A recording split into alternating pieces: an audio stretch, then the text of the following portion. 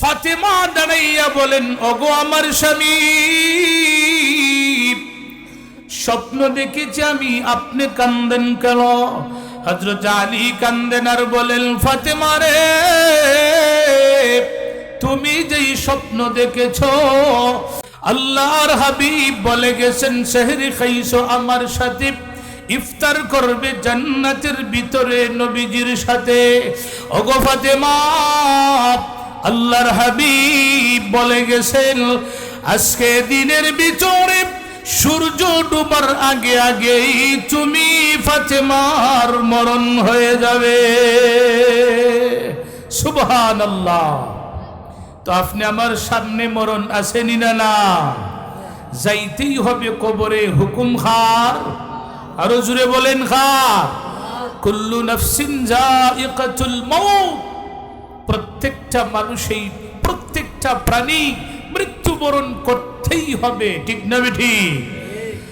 মাউত Kachin কুল্লু নাসিন শারিবুন, কবর বাইতিন কুল্লু নাসিন দাখিলুন, দুনিয়া মুসাফির খানা, ওহি আখির ঠিকানা,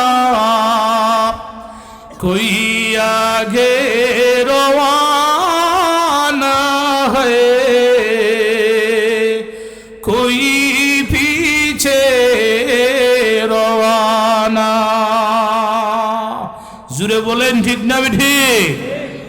যেহেতু এটা মসজিদের ওয়াজ, আমি আয়াতে কারিমা তেলাওয়াত করেছি, আল্লাহ মসজিদের কথাও কোরআনে ওয়াজ করেছেন। সুবহানাল্লাহ হইছে না?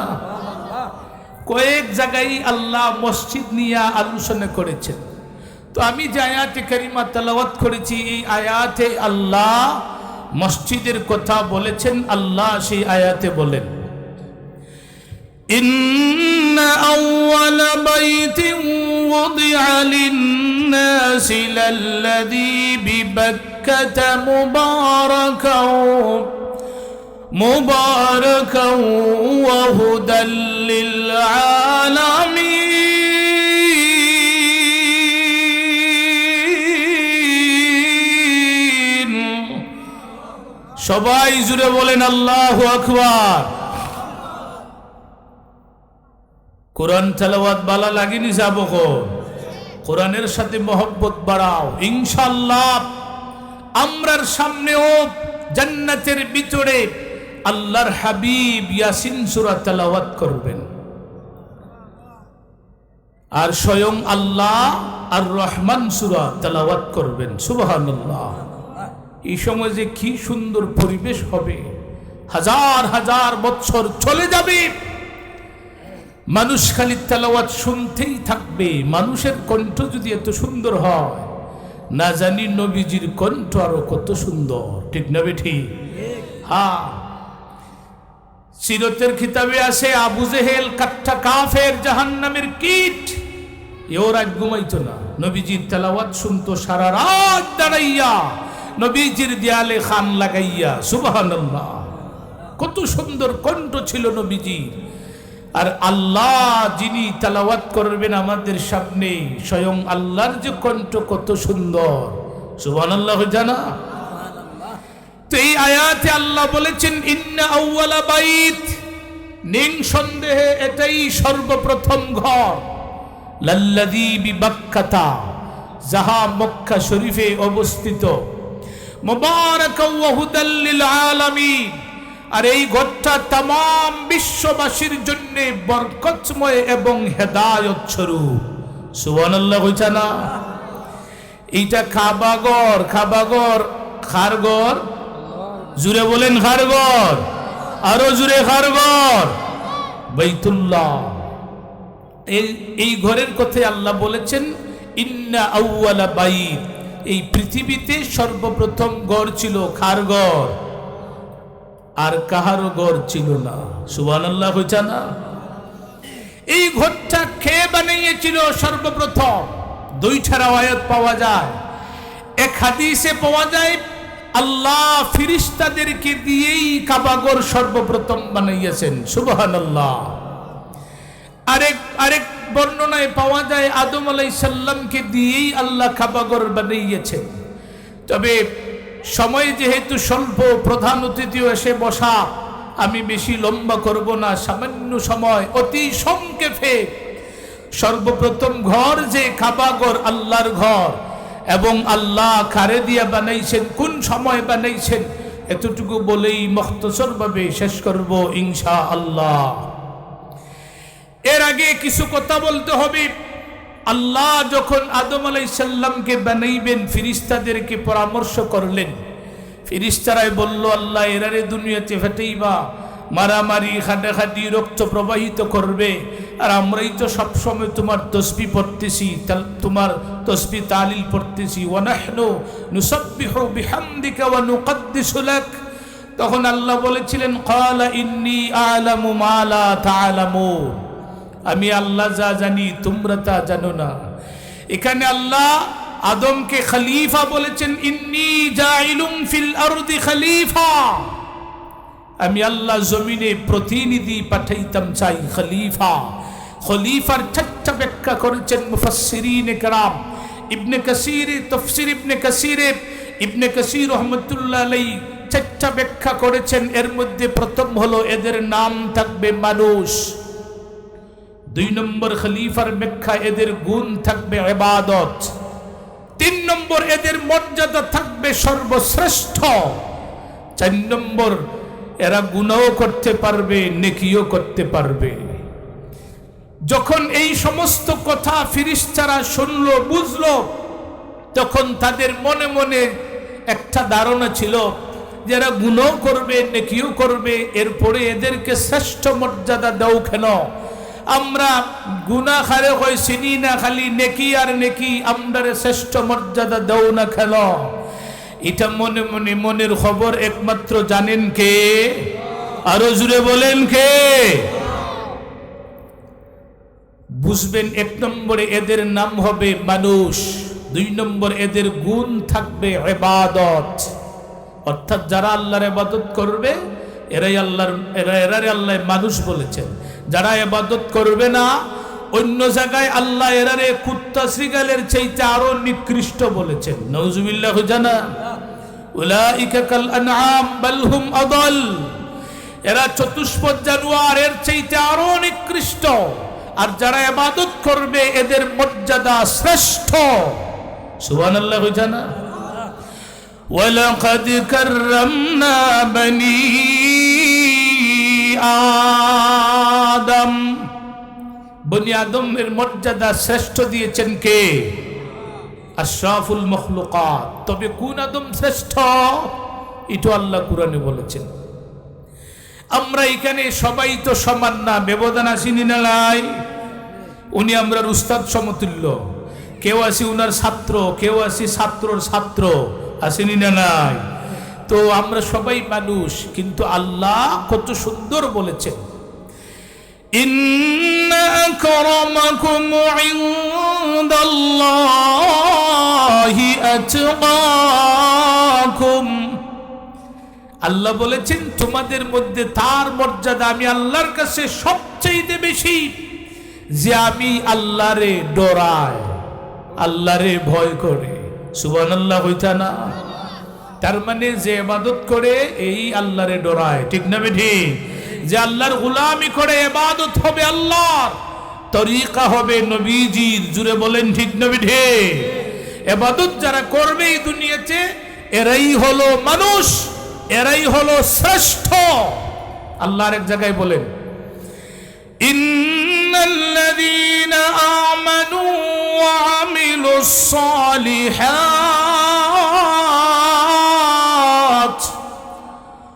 উলাইকা হুম খায়রুল বারিয়া। এই দুনিয়াতে যারা ঈমান আনছে আল্লাহর উপর আর নেক আমল করবে যারা, এরাই হলো সৃষ্টি জগতের মধ্যে সবচেয়ে উৎকৃষ্ট, শ্রেষ্ঠ, ভালো। জুড়ে বলেন সুবহানাল্লাহ। চৌধুরী, তালুকদার, গুলাম পাঠান, ইটার সাইরানা মূল্য আল্লাহর কাছে নাই। সুবহানাল্লাহ হইছে না? এক বেটার 5 ছেলে, এই 5টার মধ্যে একটা সদরি ও একটা গুলাম ও একটা তালুকদার ও এখমিন নিব। তা আমরা সকলের বাবা কেডা? আদম আলাইহিস সালাম। আমরা সব আদম আলাইহিস সালামের আওলাদ। তে সদরি হইলে এখান নেই, তালুকদার হইলে এখান নেই, পাঠানো ওখান নেই, মির্জাও ওখান নেই। তো দুনিয়া চলার লাগি একটা সুবিধা, আর কিছুই না। ঠিক না বেঠে? হ্যাঁ, আল্লাহর কাছে তার মর্যাদাই বেশি যে আল্লাহরে বেশি ডরায়, আল্লাহর ইবাদত করে। এই যে বর্তমানে যেই রাত, এই রাতের নাম হলো শবে মেরাজ। ঠিক না বেঠে? এই রাত্রের কিছু অংশ, সুবহানাল্লাযী আসরা বিআবদিহি লাইলাম মিনাল মাসজিদিল হারাম ইলাল মাসজিদিল আকসা। পরাক্রমশালী আল্লাহ উনার বান্দাকে তথা উনার হাবিবকে লাইলান শব্দ না খারা রাত্রের সামান্য অংশের সময়, সামান্য অংশে, সারা রাত নয়, কিছু অংশ ব্যবহার করেছেন। উনার বান্দারে উনি হারাম থেকে মসজিদ আকসা পর্যন্ত ভ্রমণ করাইছেন। সুবহানাল্লাহ। এরপরে আরো অন্যান্য জায়গায়ও আল্লাহ নিজেই আলোচনা করেছেন, ফাকানা কাবা কাউসাইনি আও আদনা। আর মুতাওয়াতির হাদিস দ্বারা প্রায় 25 জন সাহাবায়ে কেরাম এই মেরাজের আলোচনা করেছেন। সুবহানাল্লাহ। আজকেই তো 26 দিন গত রাত, 27 রাত তো আজকে রাত। এই রজনীতেই আল্লাহ আল্লাহর হাবিবকে মেরাজে নিয়েছিলেন। সুবহানাল্লাহ হইতা না? এই আলোচনা করতাম না, অন্যদিন সুযোগ পাইলে ইনশাল্লাহ করব। তো রসুলে কইছেন আল্লাহ আমারে আরশে আজিমে উঠাইছেন, দুজখ দেখাইছেন, বেহেশত দেখাইছেন। সুবহানাল্লাহ। তো নবীজি বলেন বেহেশতে ঢুকলাম, ঢুকার পরেই শুনি আমার বিলালের খরমের শব্দের আওয়াজ বেহেশতের ভিতরে আমি রসুল শুনতে পাইলাম। আর জুড়ে বলেন, বিলাল দুনিয়া আসিন না গরিব আসিন? খালি গরিব না, গুলাম আসিন, গুলাম। বিলাল সুন্দর আসিন না খালা আসিন? এমন খালা মক্কার কাফেরেরা মাঝে মাঝে খালা খাওয়াও হইতো, নাউজুবিল্লাহ বলেন। কিন্তু বিলালের খরমের শব্দের আওয়াজ রসুল কোথায় শুনছেন? বেহেশতে। জুড়ে বলেন কোথায়? আল্লাহর হাবিব যখন প্রশ্ন করলেন, হে বিলাল, কি এমন আমল করো জান্নাতের ভিতরে তোমার খরমের শব্দের আওয়াজ আমি রসুল শুনতে পাইলাম? হাও মাও করে কান্না শুরু করে দিলেন হযরতে বিলাল। ওগো নবীজি, আমি তো সামান্য গোলাম ছাড়া আর কিছুই ছিলাম না। ইয়া রাসূলুল্লাহ, আপনার সাহাবী হযরতে আবু বকর সিদ্দিক রাদিয়াল্লাহু তাআলা আনহু বিশাল সম্পদের বিনিময়ে আমারে যখন আজাদ করিয়া দিলেন, ওগো নবীজি, আপনি আমারে ইসলামের প্রথম মুয়াজ্জিন বানাইয়া দিলেন। ইয়া রাসূলুল্লাহ, 5 ওয়াক্ত ওযু করিয়া মনের আনন্দে মসজিদের সামনে দাঁড়াইয়া আজান দেই। আজান দেওয়ার পরে আল্লাহর ঘর মসজিদের ভিতরে প্রবেশ করি। এরপরে তাহিয়াতুল ওযু 2 রাকাত নফল নামাজ আদায় করি। আপনারও মসজিদ দিছেন, মাঝে মাঝে আজান দিবা। যদি দেখুন ফজর তো ইমাম সাহেব গুমো, ডাকবা না, আজানের সুরে ডাকবা, আজান দিবা। আমরা যখন দরগাপুর পড়ি, কত ছাত্র, কত বড় বড় আলিম হল গুমো। শাইখে গাজীনগরী রহমতুল্লাহ আলাইহি প্রায় দিনই আজান দিতা। সুবহানাল্লাহ কইতা না? হুজুরের আজান শুনার পরে আর ছাত্র উস্তাদ কি দৌড় শুরু করতো, বাপরে, শেখ হুজুরে আজান দিলে ইচ্ছা করলে তো হুজুরে গোল্লাই দে বাইরিয়া, কিন্তু হুজুরে খেউরে ডাকতা না। মুনি মানুষও বড় আসলা, হুজুরের লাখান উসালাম্বা আসলা, কণ্ঠ বড় আসিন। মাদ্রাসার সামনে খারইয়া মসজিদ আছে, মসজিদের সামনে খারইয়া আজান দিতা, বোঝা যাইতো বাদ বাদি শব্দ করতো। আমরা ঘুম থেকে উঠটা দৌড়িয়া যাইতাম, অজু করতাম। তো আপনারা অনুরোধ করি মসজিদ দিছেন আলহামদুলিল্লাহ, এটা আল্লাহর ঘর। প্রায় সময় ফজর রক্ত আইয়া দেখবা ইমাম সাহেব গুমো মসজিদ সাহেব গুমো চিল্লা চিল্লি হইল না, আইয়া নিজে আজান দিও, মাঝে মাঝে আজান দেওয়ার চেষ্টা কইর। কারণ হাদিসে আছে রসুলে কইছেন যারা আজান দেয় দুনিয়াতে কিয়ামতের দিন এই আজানের সুর যত দূর যাইব এর ভিতরে যত পশু পঙ্খী কীট পতঙ্গ, যত বৃক্ষ লতা পাতা গাছ গর্তের পিপিলিকা সব কিয়ামতের দিন ওই মুয়াজ্জিনের পক্ষে আল্লাহর আদালতে সাক্ষ্য দিবে। সুবহানাল্লাহ। আর বিলাল, হযরত বিলাল নবীজির সাথে জান্নাতে যাইবে। কেমনে যাইবে জানেন? নবীজি থাকবেন উটের উপর, ডান দিকে থাকবেন আবু বকর, বাম দিকে থাকবেন উমর, আর রাসূলে কইছেন উটের লাগাম দইরা দইরা যাইব বিলাল। সুবহানাল্লাহ। এর জন্য অনুরোধ কইরা কই মাঝে মাঝে আজান দিও ফজর ওয়াক্ত বা যে কোনো টাইমে ইমাম সাহেব নাই মুয়াজ্জিন সাহেব নাই, সময় যাইতেছে, এই সময় আপনি মুতুল্লগিরি আর কেশিয়ারগিরি দেখাইবা না, আইয়ো আজান দিলেইবা। আরেকটা মাসালা হইয়া যাই, যদি পারেন মসজিদের ভিতরে ঢুকছেন দেখছেন বাতা খাতা হইও না, মুয়াজ্জিন খই বেড়া এই বাতা খাতা দেখো না নি, তুমি নিজে সাফ করলি ভাই, কেউরে হইও না। যদি নিজে সাফ করো তাহলে তোমার ভিতর থেকে যত নেফাকি আছে, যত অহংকার আছে, যত মুনাফিকি আছে সব দূর করে দিবেন আল্লাহ, মুমিন বানাইয়া দিবেন আল্লাহ। কারণ এটা গড় খার, আরো জুড়ে গো খার। তো তুমি যে আল্লাহর ঘরের বাধা সাফ করলা, এটা পুরস্কার দিবেন কে? আরো জুড়ে কে? তখন যদি মনে মনে চেহারার বেতন দিয়ে রাখলাম ভাল লাগি, এটা আপনি সুযোগ মনে হইরা করতা, সুযোগ মনে হইরা করতা। এরপরে অনেক জায়গায় আছে ইমাম মুয়াজ্জিন খাবাইতো বেড়াছাড়া, আসেনি না নাই? আমি ফাইছি যেটা এটা হইয়া যাই, আমি যেটা ফাইছি তফসিরও ফাইছি যেটা, নবীজিও ইমাম সাহেব আসলা। সুবহানাল্লাহ কইতা না? নবীজি আমরা নবী, মসজিদে গেলে ইমাম, জিহাদে গেলে সেনাপতি, বিচারে গেলে রাষ্ট্রপতি। রসুল সব করেছেন, ব্যবসা বাণিজ্য করেছেন, নবীজি ইমামতিও করেছেন, রাষ্ট্রপ্রধানও ছিলেন। জুড়ে বলেন সুবহানাল্লাহ। তো এক মহিলায় রসুলরে দাওয়াত দিছে, ইমাম সাহেবরে দাওয়াত দিছে। তো নবীজি গেছুন খাইছুন, খাওয়ার পরে নবীজি যখন বাড়ইছুন, ওই মহিলাও তো সাহাবি, ঠিক না বেঠি? এই মহিলাও সাহাবি। তো মহিলা সাইয়া দেখে বেডির গোড় থেকে ভয়ঙ্কর ভয়ঙ্কর জিনিস বাড়ানো শুরু করছে। সুবহানাল্লাহ হইতা না? ওই মহিলা রসুলের সামনে দাঁড়াইয়া বলেন, ওগো নবীজি, মেহেরবানি করে বলুন, আপনি আমার ঘর থেকে খাবার দাবার শেষ করে যখন বাহির হয়েছেন, অনেক ভয়ঙ্কর জিনিসগুলো আমি দেখতে পারলাম, কি বাহির হইল? নবীজি মুস্কি হাসি দিয়া বলেন, ওরে আমার সাহাবী, তুমি যে আমারে দাওয়াত খাবাইয়াছো আল্লাহকে খুশি করার জন্য, এর জন্য মহান আল্লাহ তোমার ঘরের ভিতর থেকে যত বালা মুসিবত ছিল, বিশেষ করে দুষ্ট জিন্নাত ছিল, সবগুলো আল্লাহ বাহির করে দিয়েছে। এর জন্য উলামায়ে কেরাম ব্যাখ্যায় লেখছেন, মেহমান বাড়িতে এলে খুশি হইও। কারণ মেহমান, যে কোনো মেহমান, মেয়ের জামাইও মেহমান, বেওয়াইও মেহমান, আবার ছেলের শ্বশুরও তো মেহমান না, ব্যবধান আছে? মেয়ের শ্বশুর আইলে কি আদর, আর যদি ছেলের শ্বশুর আয় মনে মনে অহংকার দেখে, এটা ছেলের, এটা মেয়ের বাপ, কিতা আমার আর হইল, অবহেলা কইর না, উনিও মেহমান। মেহমানরে যখন গরু ঢুকাইবা আল্লাহর রহমত ঢুকে, মেহমান যখন খাইয়া বারোয় তখন আপনার ঘর থেকে যত বালা মুসিবত, বিশেষ করে দুষ্ট জিন্নাত, এইগুলো আল্লাহ বাহির করিয়া দেয়। সুবহানাল্লাহ।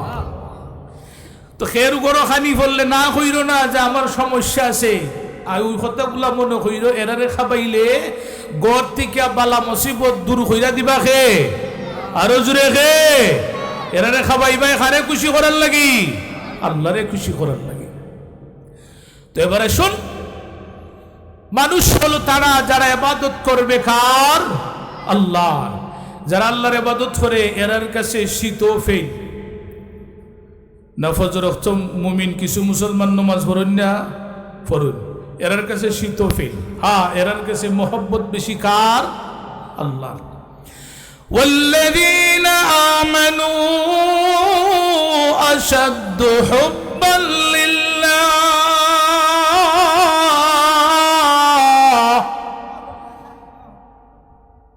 মুমিনেরা আল্লাহরই বেশি মহব্বত করে, যার কারণে শীতেও আটকাইতে পারে না ফজরের নামাজ, ঘুমেও আটকাইতে পারে না ফজরের নামাজ। জুড়ে বলেন ঠিক না বেঠিক? তো ফিরিস্তারা এই যে মনে মনে চিন্তা করছে, এটা জানেন একমাত্র কে?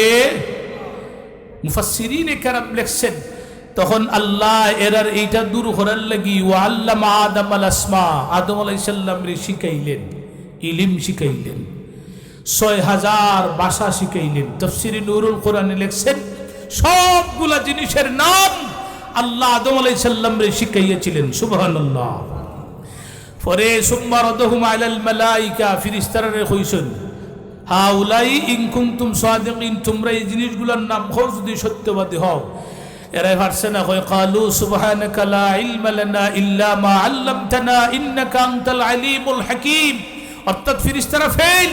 যখন আল্লাহ আদম রে কইছেন তুমি কও, আদম আলাইহিস সালামে কয় ক্বালা ইন্নী আ'লামু গায়বাস সামাওয়াতি ওয়াল আরদ, আসমান জমিনের ভিতরে যা আছেন সবগুলা জিনিসের নাম বলে দিয়েছেন।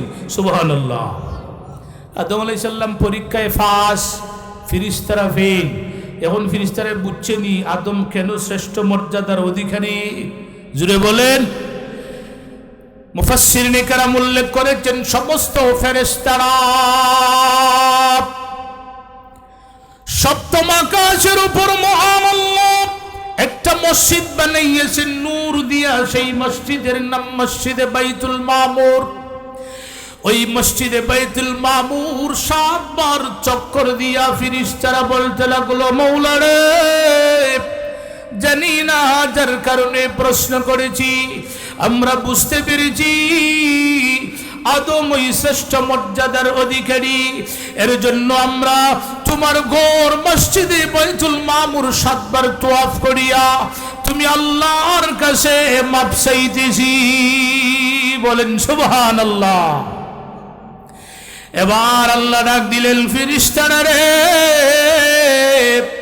তোমাদেরকে আমি আল্লাহ যৌবন দিছি না, যৌবনের জ্বালাও দিছি না, জ্বালা নিবারণ করার ব্যবস্থাও দিছি না, তোমাদেরকে আমি আল্লাহ পেট দিছি না, পেটের খিদা দিছি না, খিদা নিবারণ করার ব্যবস্থাও দিছি না।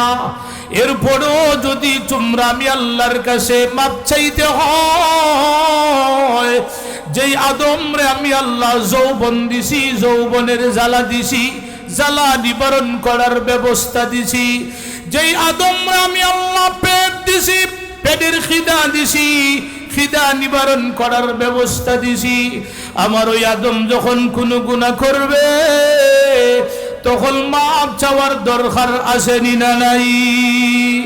ফেরেশতারা জবাব দিয়েছিল, ওগো আল্লাহ, অবশ্যই তাদের মাপ চাওয়ার প্রয়োজন আছে।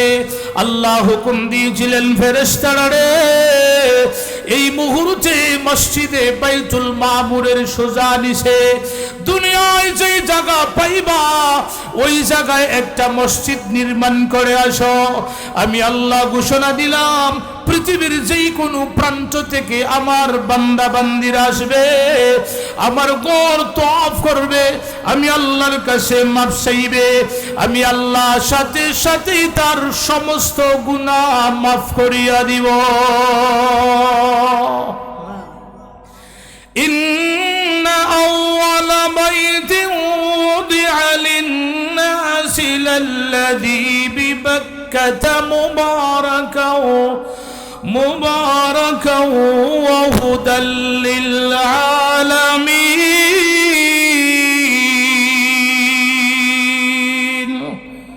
জোরে বলুন আল্লাহু আকবার।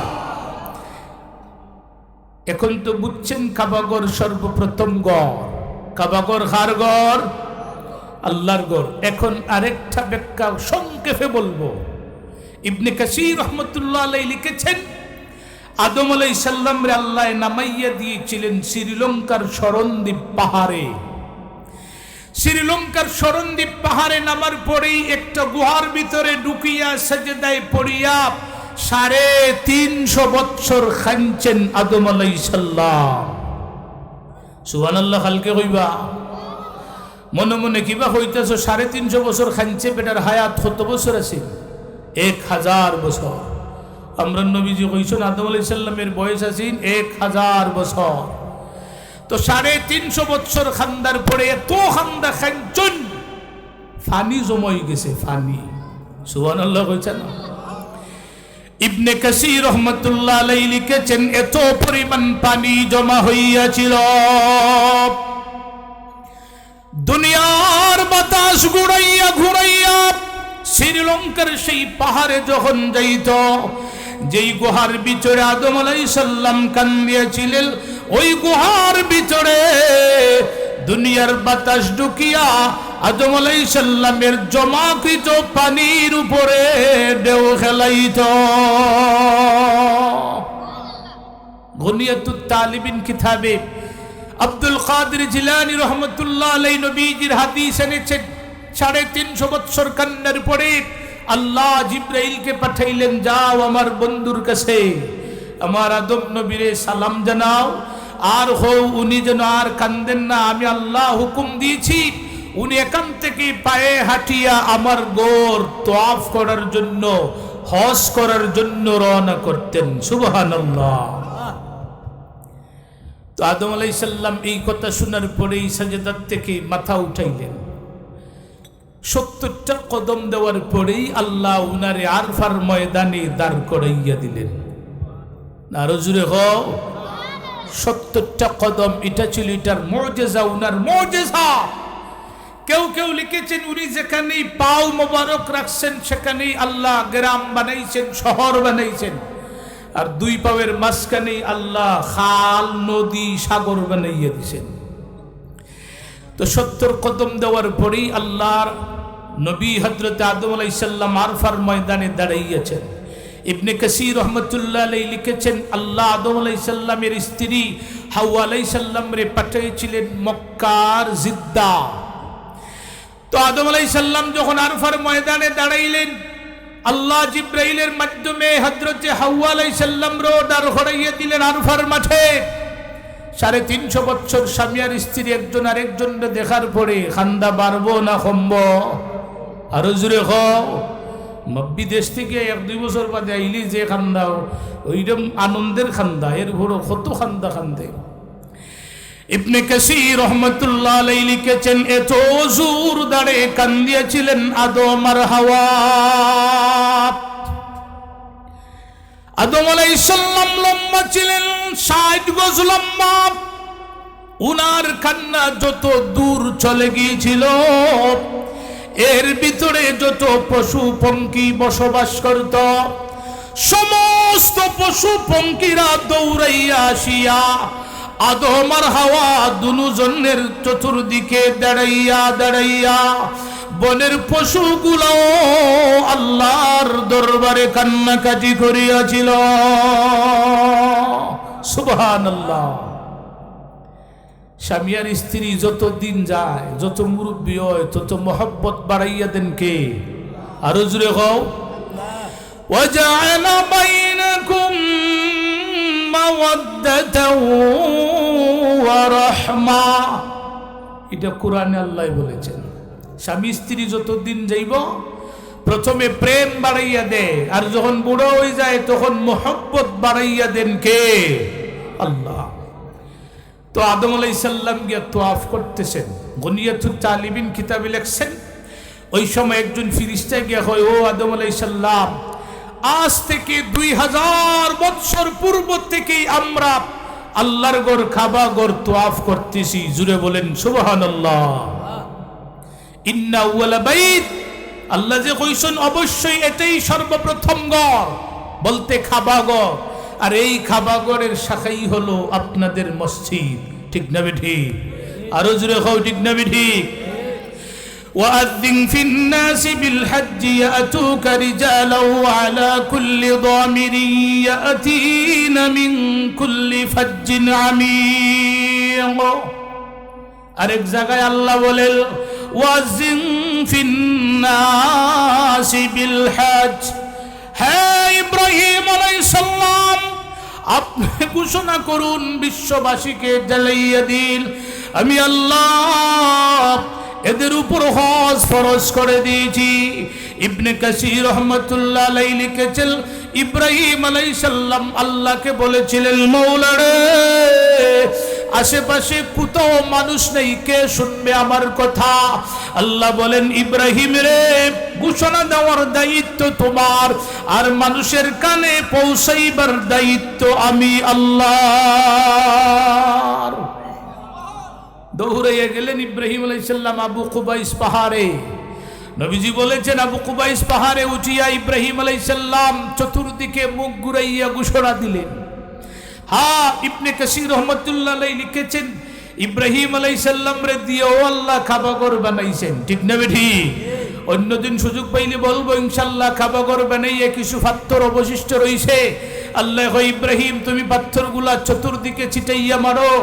ইব্রাহিম আলাইহিস সালাম চতুর্দিকে ছিটাইয়া মারলেন।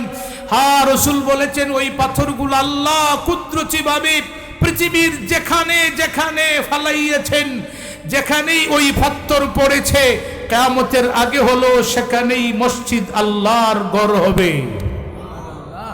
তো আপনারাও মসজিদ দিছেন, এই মসজিদের উন্নয়নের দরকার আছে না নাই? এখানে যত মানুষ আমরা সকলেই যদি শরীক হই মসজিদ সুন্দর করা যাইব না যাইতো না?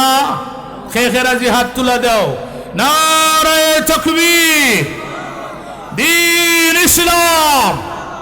আমি বেশি কষ্ট দিতাম না, কিছু রড, কিছু ইট, কিছু সিমেন্ট কালেকশন করব। 1 মন রড খেয়ে দিবা প্রথমে, 1 মন রড 3500 বা 3500-3400 টাকা 1 মন রড খেয়ে দিবা। মাশাআল্লাহ, মুরব্বী সাহেবের নাম